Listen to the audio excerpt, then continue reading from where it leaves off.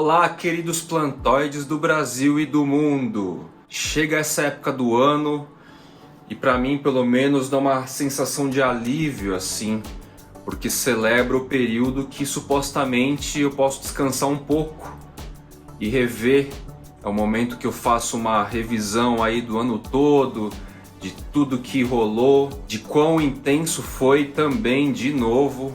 E essa intensidade, obviamente, depende muito da minha correria, né? Das minhas procuras, das minhas metas pessoais e profissionais. O ar parece ficar um pouco mais leve, a laninha tem ajudado a deixar o clima mais fresco, mais ameno, bom para as nossas plantinhas, mas também sem aquele sufocamento característico do verãozão, pelo menos aqui em São Paulo. E assim como em 2020 eu fiz um episódio do Jardineiros Urbanos pro Fly, onde eu pontuei aqui para vocês um número específico de espécies, variações, cultivares, híbridos que eu adquiri durante o ano de 2020, volto novamente a um episódio com essa mesma característica ao final de 2021. Trazendo aqui para vocês 10, talvez mais, espécies, variações, cultivares, híbridos que eu adquiri durante o ano de 2021. Foi um ano que eu adquiri dezenas, talvez mais, de plantas. E a ideia aqui não é usar os critérios de mercado para trazer as plantas selecionadas, mas o meu critério como colecionador, então de 1 a 10 ou mais, não é necessariamente uma classificação das plantas mais desejadas, mais raras, mais difíceis, mais caras. Eu estou me liberando aqui um pouco dos critérios de mercado nacional e internacional para poder trazer aqui minhas aspirações pessoais de algumas selecionadas, dentre tantas, que me fazem feliz. E eu vou contar um pouquinho desse background, desses bastidores por trás de cada uma dessas plantas. Ah, legal, Fly. Vai ter Patrice, por exemplo? Patrice não, porque foi uma espécie que eu adquiri em 2020. Então são carinhas que vieram neste intervalo de 1º de janeiro de 2021 até o presente momento. Aglaonema pitum tricolor. Confesso que eu conheci este indivíduo aqui pessoalmente em 2019 e não tinha rolado o crush naquela época e tal. E aí de repente passou o tempo, entrou para valer a história do Fly Channel, dos Jardineiros Urbanos, e certa influência profissional me motivou a buscar essa plantinha, Aglaonema pitum tricolor. E vou dizer que gostei dela. É uma planta um pouco difícil de cultivo porque ela é lenta, né? A lentidão às vezes gera uma certa frustração ou ansiedade nos plantóides. Então assim, nessa onda da gente aprender a dosar nossa ansiedade, a respeitar o ritmo das espécies, a compreender o indivíduo, descobrir um lugar ideal para o desenvolvimento, é muito bacana. Então com esse carinho aqui, eu tenho aprendido esses aspectos, né? Respeitar o tempo, ver que no inverno, no frio que fez, é uma variedade que sente, tanto é que essa folhinha aqui é uma das mais novas e ela resetou, tá minúscula. Depois veio essa aqui era anterior a essa, então nessa ordem, essa e essa. Então tá aí um exemplar bacana para seguir aquela ideia que eu trouxe para vocês algumas vezes durante o ano, de deixar num canto e esquecer a planta. Assim como a gente faz mudas, assim como a gente faz propagação de begônia por folha, você deixa lá no canto, vê se está ocorrendo, vê se está desenvolvendo, mas esquece, sem ficar secando o indivíduo, a plantinha aqui. E aí com isso, o que a gente adquire com um exemplar desse? A surpresa. De repente, quando você vê, tem uma lâmina foliar nova abrindo, assim. Esse tipo de permissão de ser surpreendido é algo muito possível no rolê das plantas, principalmente a partir daquelas que são mais lentas, certo? As tendências internacionais, a moda, os novos movimentos mundiais, como o da Urban Jungle, bem ou mal, pode nos encaixotar às vezes se a gente não se der conta. E a gente acaba fissurado só numa família.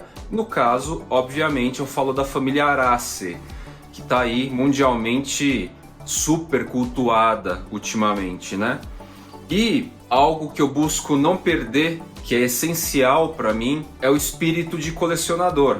O colecionador é um pesquisador que fica atrás de situações, internet, Google, sempre de olho em outras famílias, outros gêneros, outras variedades, indivíduos diferentes, brasileiros, exóticos. E a Myrmecodia beckeri, possivelmente beckeri, ela representa esse meu contexto. Olha só como cresceu já, parece que não, né? Olha quantas folhas. Não sei se vocês lembram quando eu apresentei a primeira vez este indivíduo aqui no Fly Channel, lá nos Jardineiros Urbanos. Ela é uma ant plant, uma planta formiga. Durante milhares de anos aí ela criou sisteminhas de mutualismo, de simbiose com uma espécie ou algumas espécies de formiguinhas lá da região da Ásia, certo? É uma planta asiática, da Tailândia, se eu não me engano. E esse carinha aqui é um epífito, na verdade. Muito provavelmente num próximo replantio vou tentar grudar aí num tronco, fazer algum tipo de estrutura fora de vaso, para deixar ela grudar. É bem interessante este indivíduo, tá pequenininho e tal, mas deu uma bela crescida. As folhagens dispararam aqui. Apesar dela ser meio suculenta, é um bichinho que gosta de umidade, tá? Myrmecodia beckeri. Outro indivíduo que adentrou minha florestinha este ano e que traz essa referência de primeiro colecionador, depois as demais funções aí que me cabem hoje. Durante os anos a gente fica vendo aí os Instagrams dos asiáticos esbanjando variedades de alocasia. É muito comum a gente ver eles com muita coisa, muita quantidade, muita variedade. A alocasia melo, ela celebra aí pra gente, ela, dentre uma gangue, celebra pra gente a possibilidade de novas espécies aqui nas nossas florestinhas, né? E essa bichinha aqui é uma das preferidas da gangue, além da Scalprum, a Aslane também é muito legal. E tô aqui cultivando no terrário aquário. Os membros que ganharam o sorteio já estão recebendo. Um deles quase perdeu a oportunidade porque o bichinho sumiu. E tá aqui, Alocasia melo. Se vocês derem um Google, pesquisarem a hashtag no Instagram, vocês vão ver como que é este indivíduo maior, grandinho, adulto. É muito bom e realmente muito legal poder acompanhar e fazer parte em alguma medida desse dinamismo que o mercado nacional está dando em relação a essa cultura, a esse movimento cujo nome, no final das contas, de todas as contas, você dá a sua maneira aí, certo? Para mim é Urban Jungle e fim. Por causa da pandemia e no pico em 2020, muitas antenas humanoides resolveram se conectar com esse universo plantoide, dentre tantos outros hábitos possíveis de se realizar, hábitos de consumo possíveis de se realizar dentro de casa, nesse nosso ostracismo social, em partes porque graças ao digital as pessoas conseguiram manter relacionamentos. E eu lembro muito bem que no primeiro semestre de 2020 pipocou de novo, a partir dos asiáticos, este Syngonium aqui, esse cultivar provavelmente, que é o Syngonium Pink Splash. Tem outros nomes candy, como eu falo, fofinhos aí que os americanos, os próprios asiáticos têm adotado principalmente para Syngonium. A gente vai ver por aí aqueles cards digitais com dezenas de fotinho das folhas e aqueles nominhos fofinhos, bonitinhos. Inclusive quem mexe com design, o cara lá usa a fonte parecida com a Comic Sans, que é uma fonte fofinha também. Então, dentro das espécies Candy, o Syngonium Pink Splash foi um furor, assim. Era impressionante como eu cheguei até a repostar nos meus stories esse carinha. Eu recebi dezenas ou talvez centenas. O contexto lá favorecia o furor, certa histeria. Onde eu consigo essa planta? Que planta maravilhosa, que fofura, que incrível, que lindo. Enfim, milhares de elogios diferenciados, assim. E passado mais de um ano, tá aqui o meu indivíduo. Posso dizer que eu tenho um Syngonium Pink Splash. Essa vertente parte dos Syngoniums fofinhos, ou não tão fofinhos assim, cultivares específicos, faz parte também do meu gosto. É uma das vertentes aí que eu gosto de cultivar, gosto de colecionar. E esse talvez hoje seja o meu carro-chefe aqui na minha floresta. Syngonium Pink Splash. Ele vai trazer exatamente essa mescla do verde, da clorofila, com essa variação rosa, dentre tantos Syngoniums rosa que a gente vê por aí. Tem polêmica no rolê das plantas, principalmente no universo do colecionador? Sim, com certeza. Como eu já falei, tem ego, tem vaidade. Mas o mais interessante de tudo, pelo menos para mim, e isso difere de indivíduo para indivíduo, mas no meu sentido aqui, a polêmica é parte, é um pelo dentre os demais pelos de todo o contexto. Não sou do tipo de pessoa que vai pegar a parte e determinar o todo, certo?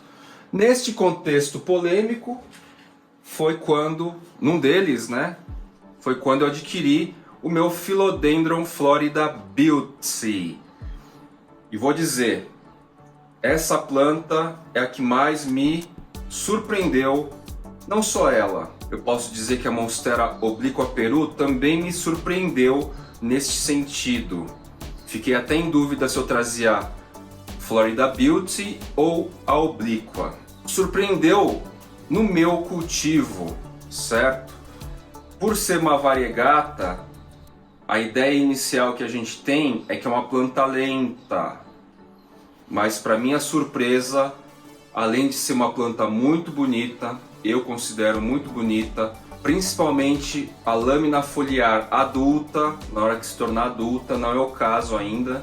Então a planta de fácil cultivo, é uma planta muito bonita, carrega essa marca da variegação, que para muitos plantoides é carro-chefe, assim. Tem a galera da variegação, tem a galera dos Anthurium, tem a galera dos rosa, né, das plantas com tonalidades rosas, enfim. Tem a galera dos Philodendron. E esse cara, então, me trouxe velocidade de crescimento, facilidade de cultivo, pouco exigente com luz. Normalmente as plantas variegatas são mais chatinhas, demoram mais. Então, quanto mais incidência de luz, mais você dá energia para que a maquininha funcione realmente, né? Funcione com celeridade. E esse cara aqui então rompe com vários preceitos aí de cultivo. E embora o contexto que ele chegou tenha sido meio cheio do diz que diz, da porta para dentro de casa a relação foi muito produtiva, muito legal. É produtiva, é legal. E é uma planta que a cada aparição aqui fica melhor em vídeo do que foto no Instagram. Ela tá ficando um monstro, rapidinho, né? Rapidamente. Assim como o Domesticum, eu tô fazendo esse tipo de enraizamento, que é estimular as raízes aéreas na estrutura completa aqui. Não sei se eu vou fazer corte ou não, mas eu tô brincando aqui, fazendo experiências, como do Domesticum. E é isso então. Polêmica é parte do rolê, mas não determina o rolê. Tem gente que acha que sim, não é o meu caso. Cultivar e colecionar plantas nos bota para se relacionar também com outro aspecto importante, que é lidar com fracasso, lidar com perdas e perceber o quanto nós todos somos falíveis, certo? Ano passado, 2020, eu queria muito, desde que eu descobri a espécie, eu queria muito uma begônia Chiemei, provavelmente é Chieme que fala. Tô lá então, encontro alguém que pode me passar uma Chieme, chega aqui em casa, na minha florestinha, não dura muito, ela amolece e morre. Fiquei frustrado, porque não era uma muda tão pequena, era uma muda que já estava bem estruturada, relativamente bem estruturada, mas eu errei no cultivo. Fiquei triste porque, embora ela não seja tão midiática, o interesse como colecionador era bastante alto. E este é um dos pontos no ato de colecionar, no ato de cultivo de planta, se você quiser realmente entrar, se você quiser realmente conviver nesse rolê, é um rolê que nos permite lidar com fracassos e depois, consequentemente, com as vitórias, com a superação.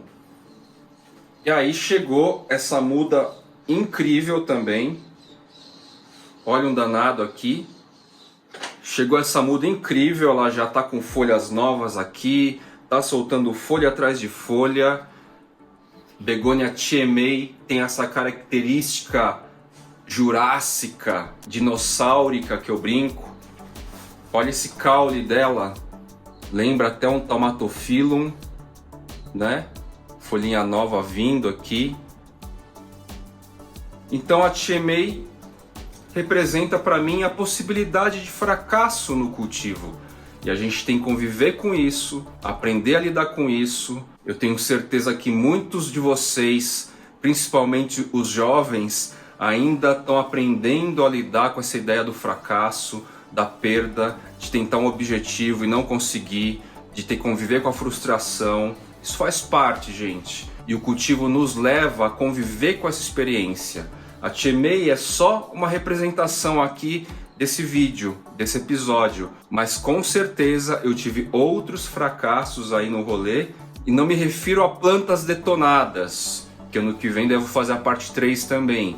Me refiro a plantas que realmente morreram, que eu perdi, certo? Acontece. Uma parte, não o todo novamente, mas uma parte do Fly, como criador de conteúdo digital e como colecionador também, é focada em plantas mais raras, mais caras, de mais difícil acesso, ou que tenham poucas unidades, poucos lotes, poucos indivíduos no Brasil.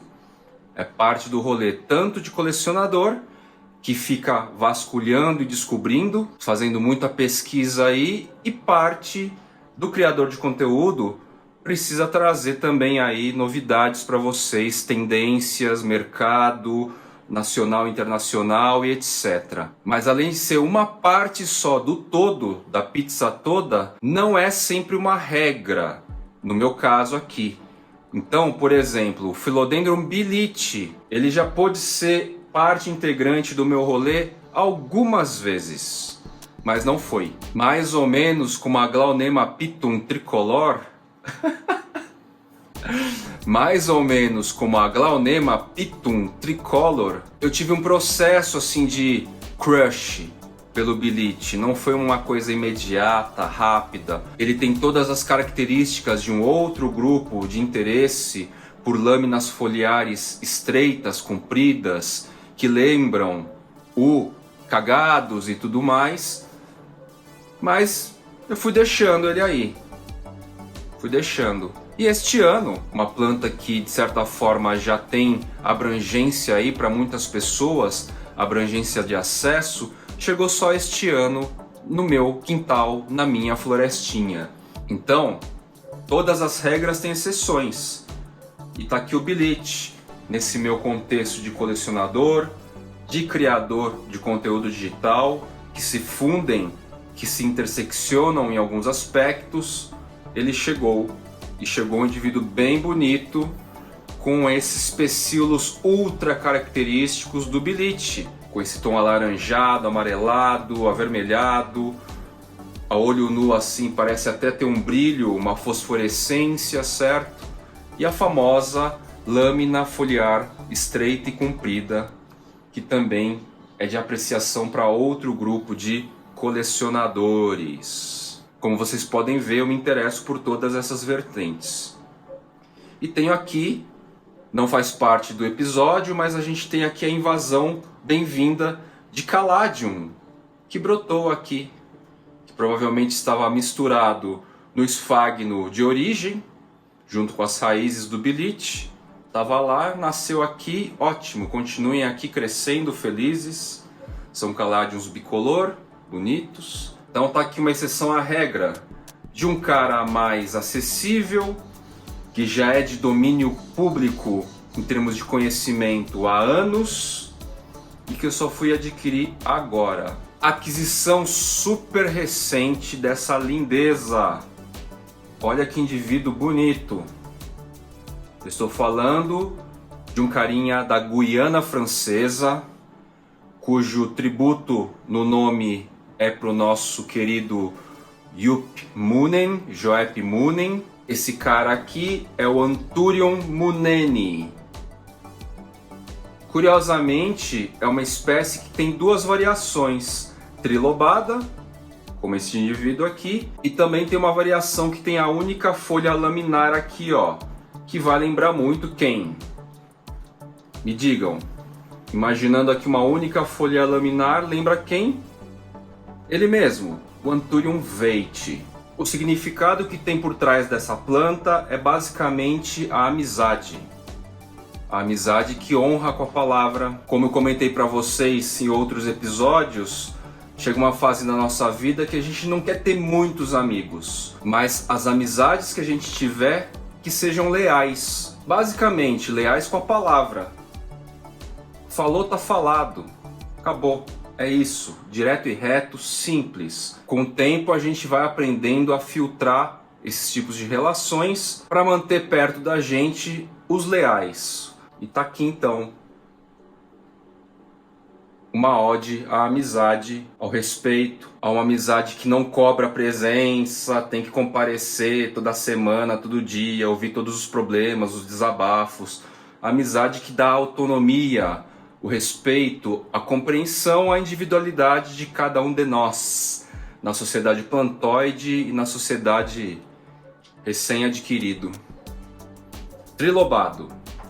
Philodendron hastback. Além de representar também esse valor simples do falou tá falado na amizade, representa aqui o jogo do cultivo, a perseverança, porque vocês que me acompanham lembram que deste indivíduo aqui estava nascendo primeiro este carinha aqui. E num dos episódios eu acidentalmente quebrei, mas eu consegui recuperar. Já existia nesse cara um princípio de node, né, de nó, e desse nó saiu raízes a partir de enraizamento na água e veio o indivíduo. Ele está crescendo aqui e seguindo sua jornada nessa busca muito importante, que a gente aprende muito, do instinto de vida. Esses caras aqui, todos eles ajudam muito a gente compreender o conceito da biofilia, de a gente enxergar o lado cheio do copo, não vazio, porque o cheio e o vazio estarão lá sempre, em todas as situações. Cabe cada um de nós querer enxergar o lado cheio ou vazio, certo? E agora então tem o clonezinho e o nó que estava menos desenvolvido acabou passando à frente. Philodendron hastback.